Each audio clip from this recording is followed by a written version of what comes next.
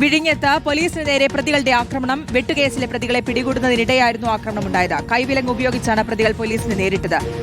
ആക്രമണത്തിൽ 2 പോലീസുകാർക്ക് പരിക്കേറ്റു. അനന്തു, യദു എന്നിവരെ പോലീസ് കസ്റ്റഡിയിലെടുത്തു. ആഷിൻ ഡിയേഗോ ഉണ്ട് വിശദാംശങ്ങൾ നൽകാൻ. ആഷിൻ, എപ്പോഴാണ് സംഭവിച്ചത്? ഈ സമയത്ത് കൂടുതൽ പോലീസ് ഉണ്ടായിരുന്നില്ല ഇവിടെ?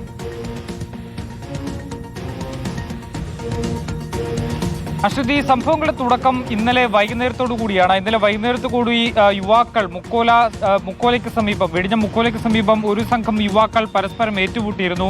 ഇതിനിടയിൽ 2 പേർക്ക് വെട്ടേറ്റിരുന്നു. ഈ 2 പേരെ വെട്ടിയ കേസിലെ പ്രതികളെയാണ് പോലീസ് ഇന്ന് പിടികൂടാൻ ശ്രമിച്ചിട്ടുള്ളത്.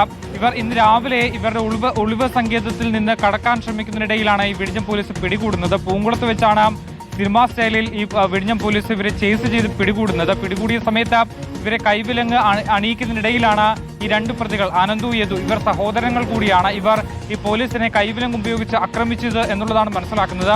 ഈ 2 പോലീസ് ഉദ്യോഗസ്ഥർക്കാണ് പരിക്കേറ്റിട്ടുള്ളത്. അതിൽ ഒരാൾക്ക് മൂക്കിനും മറ്റൊരാൾക്ക് കഴുത്തിനുമാണ് പരിക്കേറ്റിട്ടുള്ളത്. പിന്നീട് കൂടുതൽ പോലീസ് സംഘം അവിടേക്ക് എത്തിയാണ് ഈ 2 പേരെ കീഴടക്കിയിട്ടുള്ളത് എന്നുള്ളതാണ് അറിയുന്നത്. തിരുവല്ലം പോലീസ് സ്റ്റേഷൻ പരിധിയിൽ ഈ സഹോദരങ്ങൾക്കെതിരെ നിരവധി ക്രിമിനൽ കേസുകളുണ്ട് എന്നുള്ളതാണ് പോലീസ് പറയുന്നത്. ശരി, വ്യക്തമാണ്. ആഷിൻ ഡിയേഗോ ആണ് വിശദാംശങ്ങൾ നൽകിയത്.